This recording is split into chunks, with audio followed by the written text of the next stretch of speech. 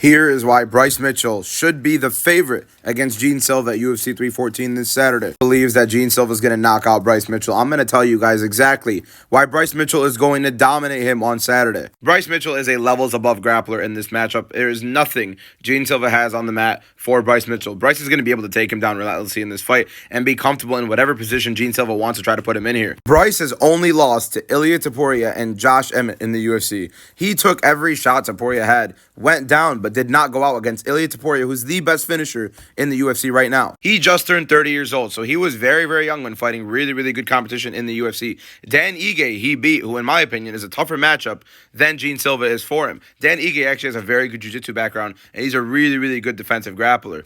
Jean Silva is not. Silva jumps to guillotine when someone's trying to take him down. He tries to use it to adjust position and get out, but he always finds himself on bottom. Charles Jourdain, of all people, was getting him down. If you look at who Jean Silva's been fighting, again, Charles Jourdain, not only did he get down and taken down by Charles Jourdain, he did win by knockout, understandably, but Jourdain is not a good grappler whatsoever, and he was taking Jean Silva down, staying on top of him for a decent amount of time. That's not a good look when Charles Jourdain, of all people, is grappling you. Then he fought Drew Dober and then Melsik Bagdasaryan. This is a lower level of competition every single time he's stepping in after the Wilson fight. Bryce is not only the first grappler Jean Silva is facing in the UFC, but is a massive step up in grappling competition over here, and Bryce is going to be able to take him down. You know what this fight is going to look like? You know what fight that we just had recently, where it was a grappler who everybody thought was very, very chinny and very weak on the feet, versus a guy who is very deficient on the mat, but everybody thought that he was just going to knock him out cold, because there was no way this guy was going to lose. Literally last week, Pat Sabatini versus Joanderson Brito,